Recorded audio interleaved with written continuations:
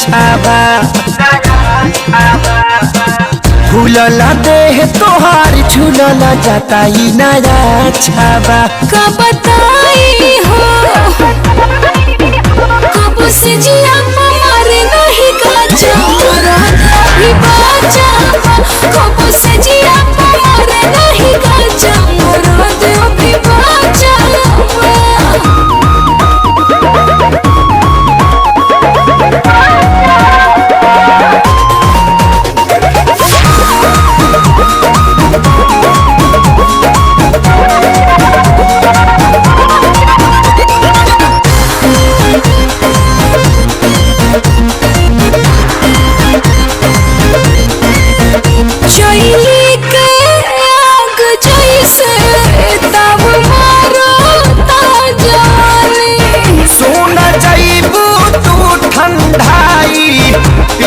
बरफ के पानी रानी चली के आग जैसे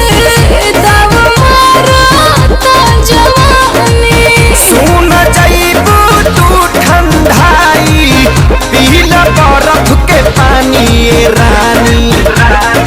दूधा हो राली सावा पियावा रोजे रोजे जदी काचावा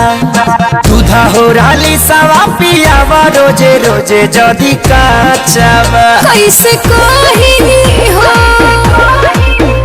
कब से जिया मारे नहीं गाजा भी बाजा